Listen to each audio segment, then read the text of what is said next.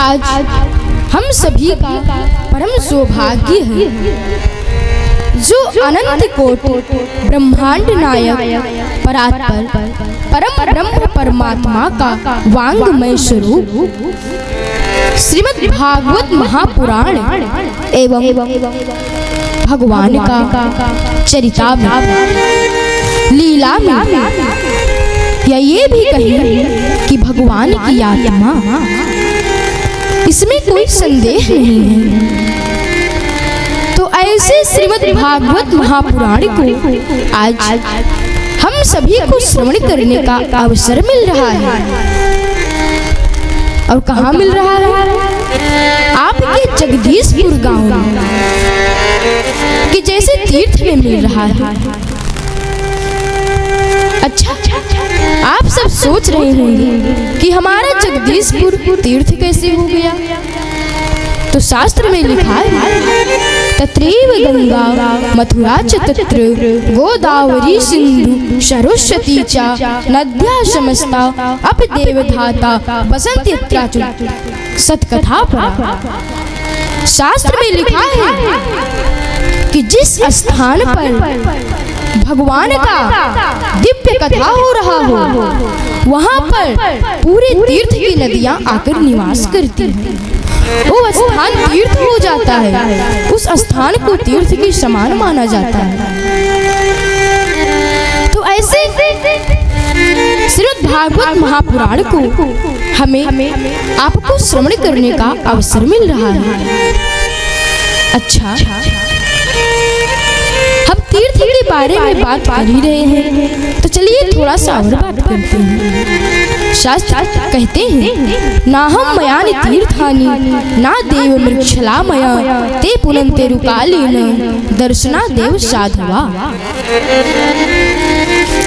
देखिए, तीर्थ की अपने आप में कोई महिमा नहीं है। तीर्थ की यदि कोई महिमा है तो वो वहाँ पर निवास करने वाले साधु संतों से। आप तीर्थ में जाएंगे,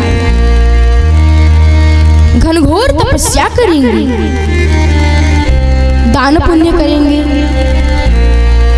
तब जाकर कहीं आपकी मुक्ति सुनिश्चित है या नहीं है, ये तो भगवान के हाथ में है। लेकिन अगर आप किसी तीर्थ से आए हुए संत का दर्शन कर लेते हैं तो उसी क्षण आपका मुक्ति सुनिश्चित हो जाता है। अब बाबा श्री गोस्वामी तुलसीदास जी भी कहते हैं, मुद मंगलमय संत समाजो जिम जग जंगम तीर्थ राजो सत सुधरई सत संगति पाई पारस परस कुठात सुहाई। बाबा श्री तुलसीदास जी कहते हैं कि जो व्यक्ति कोई सच्चा तीर्थ संत का दर्शन कर ले तो उसी क्षण उसका मुक्ति सुनिश्चित हो जाता है। अच्छा, आप सब भली भांति जानते हैं कि एक पारस पत्थर होता है, उसे पारस मणि कहते हैं। अगर उस पत्थर को आप किसी भी वस्तु में स्पर्श कराओगे तो वह उसे सोने में बदल देगी। लेकिन उसके साथ एक कंडीशन अप्लाई है। क्यों? उसी को सोने में परिवर्तित कर सकती है जो लोहे का धातु होगा। अन्य तामा पीतल से कुछ होने वाला नहीं है। लेकिन संतों के साथ कोई कंडीशन अप्लाई नहीं है। उनकी शरण में अधम से अधम, सठ से सठ, पापी से पापी व्यक्ति डर जाते हैं और पापी से पापी व्यक्ति डर जाते हैं। अच्छा, जो व्यासपीठ पर श्रीमद् भागवत महापुराण का पोथी रखा हुआ है वह त्रिवेणी का संगम है। आप सब सोच रहे होंगे कि त्रिवेणी का संगम कैसे है? इसमें तो कहीं कहीं तीन धाराएं नहीं दिख रही हैं। तो इसमें दो पक्ष हैं। ज्ञान का पक्ष और भक्ति का पक्ष। ज्ञान पक्ष के लोग कहते हैं कि इसमें तीन पक्ष हैं, ज्ञान का पक्ष, भक्ति का पक्ष और वैराग्य का पक्ष। लेकिन भक्ति पक्ष वाले बड़ा ही सुंदर बात कहते हैं। वो कहते हैं कि भैया इस सब झंझटों को छोड़ो, आगे आप श्रीमद् भागवत महापुराण को श्रवण करोगे और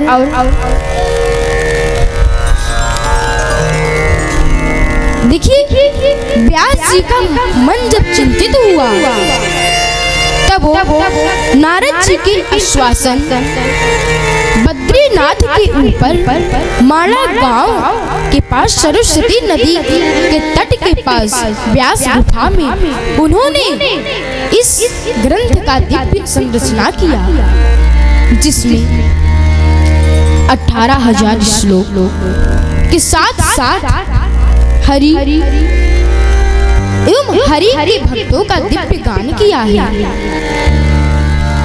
और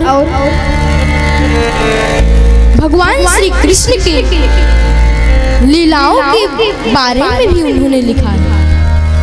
अच्छा देखिए, भगवान श्री कृष्ण ने लीलाएं कहाँ की? भगवान श्री कृष्ण ने लीलाएं यमुना नदी के पावन तट पर की और इस ग्रंथ का दिव्य गान कहाँ हुआ?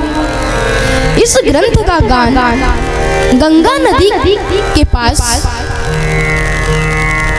सप्तऋषि आश्रम के पास हुआ और इस ग्रंथ का संरचना कहाँ हुआ? इस ग्रंथ का संरचना सरस्वती नदी के तट के पास हुआ। इसलिए यमुना नदी के तट के बारे में कहा गया है, कदाचित कालिंदी तट विपिन संगीत कलौ मुदा बीजी नारी वदन कमला स्वाद मधुपो रमा शंभु ब्रह्मा मरपति गणेश चित्तपादो जगन्नाथ स्वामी नयन पथगामी तव प्रभु। और श्रीमद् भागवत महापुराण भगवान श्री कृष्ण ने लीलाएं यमुना नदी के तट पर की। इस ग्रंथ का गान सबसे पहले गंगा नदी के पास हुआ और इस ग्रंथ का गान सरस्वती नदी के तट के पास हुआ। इसलिए ये श्रीमद् भागवत महापुराण साक्षात त्रिवेणी का संगम है। आइए अब हम सब आगे बढ़ते हैं। आगे बढ़ने से पूर्व हमें कुछ बेसिक नॉलेज ले लेना चाहिए कि इस श्रीमद् भागवत महापुराण का अर्थ क्या है, इसका क्या काम है। तो देखिए, श्रीमद् भागवत महापुराण का छंद बृहति छंद है। इसके ऋषि देवर्षि नारद हैं। इसके भगवान विष्णु हैं और यह हमारे अंदर भक्ति, ज्ञान और वैराग्य का जागृत करना है। अच्छा, इसका अर्थ क्या है? इसका अर्थ है भागवतम प्रोक्तम इति भागवतम, भागवतम चरितम इति भागवतम, भागवतम उदितम इति भागवतम। भगवान श्री कृष्ण के मुखार बिंद से जिस ग्रंथ का उत्पादन हुआ है, जो ग्रंथ उत्पन्न हुई है, वो है श्रीमद् भागवत महापुराण। भागवतः परम भक्ता तेषां भागवतानां सुपावना चरितम् इति भागवतम्। भगवान श्री कृष्ण के भक्त का पावन चरित्र ही श्रीमद् भागवत महापुराण है। या ये भी कहें कि भगवान श्री कृष्ण एवं उनके भक्त का हृदय ही श्रीमद् भागवत महापुराण है। और ये हमें भगवान से मिलाने का काम कार्य करते हैं। दूसरा भाव, नंदलाल जी की चरणों की सेवा करते हैं, यानी राधा रानी, श्री राधा रानी। और यहाँ पर वेद व्यास जी श्री लगाकर ये कहना चाहते हैं कि अगर हम श्रीमद् भागवत महापुराण के ग्रंथ का प्रारंभ करें तो हमें राधा रानी को प्रणाम कर लेना चाहिए। बोलिए राधा रानी की जय। अच्छा, इसमें 4 अक्षर हैं, भागवत। भा का अर्थ है भक्ति, गा का अर्थ है ज्ञान, वा का अर्थ है वैराग्य, ता का अर्थ है त्याग।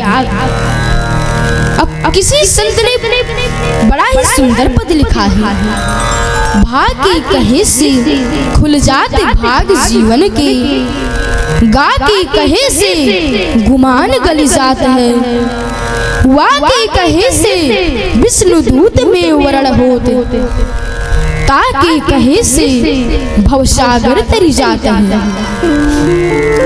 अक्षर के सुने से एक जन्म के पाप के विनाश हो, द्वय के सुने से भाव द्वेष मिट जाता है।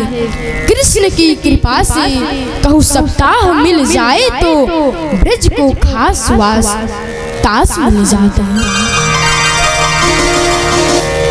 अच्छा देखिए, हम सब भगवान का कथा श्रवण कर रहे हैं, तो कथा का क्या अर्थ है?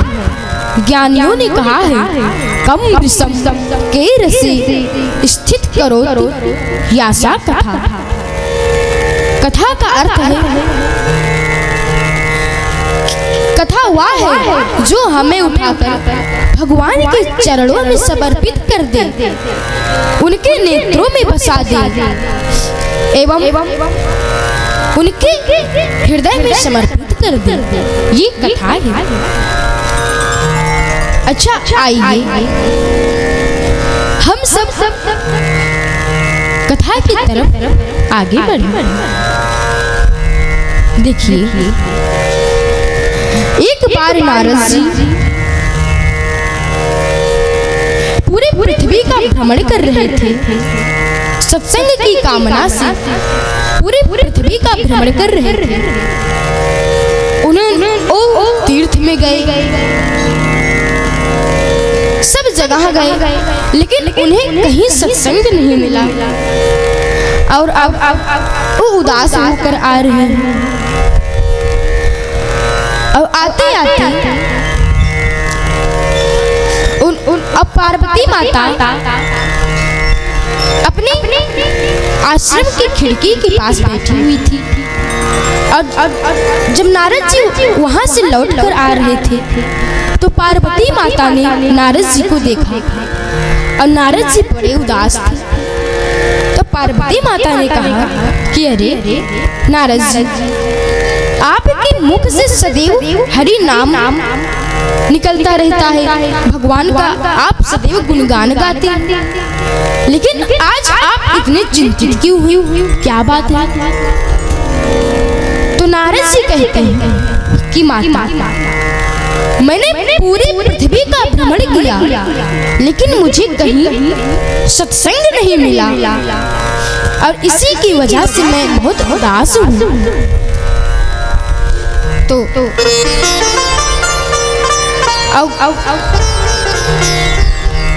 घर मैंने सबके घर में भी गए, लेकिन किसी सबके घर में कला ही कला है, झगड़ा ही झगड़ा चलता है सबके घर में। तो माता पार्वती कहती हैं कि अगर आपको घर में ही जाना था तो आप मेरे घर आ जाते। देखिए मेरे घर में कहीं भी कला नहीं है,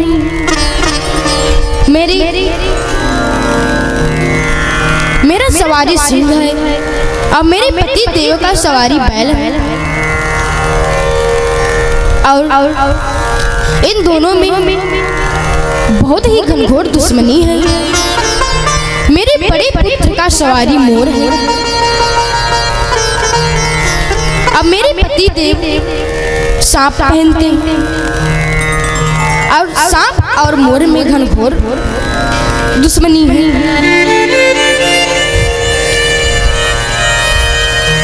तो आप मेरे घर आ जाते, मेरे घर में कहीं भी कला नहीं है। तो पार्वती माता अपने घर की कुछ ज्यादा ही बड़ाई कर रही थी। तो शंकर जी तब नारद जी सोचते हैं कि अगर मैं इनके घर में कला ना करा दिया तो मेरा नाम नारद नहीं। और अब नारद जी चिनगारी लगा देती, कहते हैं कि आपके पति देव आपसे इतना ही प्रेम करते हैं, इतना ही प्रेम करते हैं, तो आपको ये क्यों नहीं बताया कि आपने जो मुंडों की माला पहनी हुई है वो किसकी है? तो नारद जी तो चिनगारी लगा देती हैं और उसके बाद नारद जी चले जाते हैं। तो पार्वती माता बड़ी उदास हो जाती है और उसके बाद उदास होकर एक किनारे बैठ जाती है। अब फिर भगवान शंकर आते हैं। अब भगवान शंकर कहते हैं कि पार्वती तुमको क्या हो गया, तुम इतनी उदास क्यों? तब पार्वती माता कहती हैं कि आप ढोंगी, आप मुझसे प्रेम नहीं करते हैं, आप ढोंग करते हैं प्रेम करने का। अगर आप मुझसे प्रेम करते तो आप ये बता देते कि जो आप मुंडों की माला पहने हुए हैं वो किसकी है? तब भगवान शंकर कहते हैं कि क्या यहाँ पर नारद आए थे? तब पार्वती माता कहती है कि हाँ नारद भैया यहाँ पर आए थे। तब शंकर जी कहते हैं उसका यही काम है कि जिसका घर अच्छा चलता है उसमें वह कलह कर देता है। तो पार्वती माता उदास हुई, कहे कि आप मुझसे प्रेम नहीं करते। तो भगवान शंकर कहते हैं कि ये जो मैं मुंडों की माला पहना हुआ हूँ ये तुम्हारा ही है।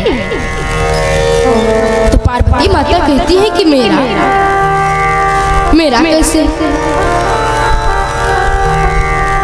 तब भगवान शंकर कहते हैं कि जब तुम्हारा मृत्यु होता है तब मैं तुम्हारे शरीर को भस्म कर देता हूँ, लेकिन तुम्हारा सर मैं धागे में भिगोकर पहन लेता हूँ। तब पार्वती माता कहती है कि हर बार मेरी ही मृत्यु क्यों होती है, आपकी मृत्यु क्यों नहीं होती? तो शंकर जी कहते हैं कि मेरी मृत्यु इसलिए नहीं होती क्योंकि मैंने भगवान का दिव्यमय कथा सुना है, अमर कथा सुनी है भगवान का। तो पार्वती माता कहती है कि मुझे भी भगवान का कथा सुनना है। तो शंकर जी कहते हैं कि ये कथा ऐसे स्थान पर होना चाहिए जहाँ पर हम दोनों के अलावा कोई तीसरा ना हो, नहीं तो अगर कोई दूसरा सुन लेगा तब वो भी अमर हो जाएगा। उसके बाद माता पार्वती कहती है ठीक है चलिए। अब भगवान श्री राम भगवान शंकर अब आगे बढ़े तो पार्वती माता बैठ जाती है। फिर भगवान शंकर कहते हैं कि अरे पार्वती अब क्या हो गया? तब पार्वती माता कहती है कि अरे मैं तो भगवान का राम रक्षा स्तोत्र करने का पाठ ही भूल गई। तो भगवान शंकर कहते हैं कि पार्वती यदि तुम चाहो तो मैं एक ही मिनट में तुम्हारा ये पाठ पूरा करवा दूं। तब पार्वती माता कहती है कि मेरे प्रभु का इतना नाम है, हजारों नाम है, और आप एक ही मिनट में कैसे पूरा करवा देंगे? तब शंकर जी कहते हैं अच्छा तुम बोलो जय श्री सीताराम। तो पार्वती माता कहती है कि अरे ये तो एक ही नाम हुआ, अब कहाँ मेरे प्रभु का हजारों नाम, करोड़ों नाम, और कहाँ आपका एक नाम, तो मैं कैसे मान? तब भगवान श्री राम कहते हैं राम रामेति रामेति रमे रामो रमे रामे मनोरमे सहस्रनाम तत्तुल्यम राम नाम बरानने। भगवान शंकर कहते हैं कि देखने सुनने में भले ही 3 अक्षर का हो राम, लेकिन अगर हम राम बोलेंगे तो हमें हजारों नाम का फल प्रदान होगा। इसलिए प्रेम से बोलो जय श्री सीताराम। तो पार्वती माता समझ जाती है। तो भगवान शंकर पार्वती माता को भगवान अमरनाथ गुफा में कथा श्रवण कराई। इसलिए जहाँ भगवान शंकर ने पार्वती माता को कथा श्रवण कराई उस जगह का नाम अमरनाथ पड़ गया। और आइए अब हम श्रीमद् भागवत महापुराण का पहले श्लोक की व्याख्या की। सच्चिदानंद रूपाय विश्वोपत्यादि हेतवे तापत्रय विनाशाय श्री कृष्णाय वयं नमः। ऐसे सच्चिदानंद के लिए विश्वोपत्यादि हेतवे जो हमारे तीनों तापों दैविक, दैनिक और भौतिक। अच्छा किसी ने कहा है कि संस्कृत में कहीं पर चोरी शब्द नहीं लिखा हुआ है, तो संस्कृत में चोरी भी लिखा है और चौरा भी लिखा है। तो ऐसे भगवान श्री कृष्ण हमारे हृदय को चुरा कर हमारे अंदर के तीनों तापों को नष्ट कर देते हैं। श्री कृष्णाय वयं नमः। तो ऐसे भगवान श्री कृष्ण के चरणों में साष्टांग दंडवत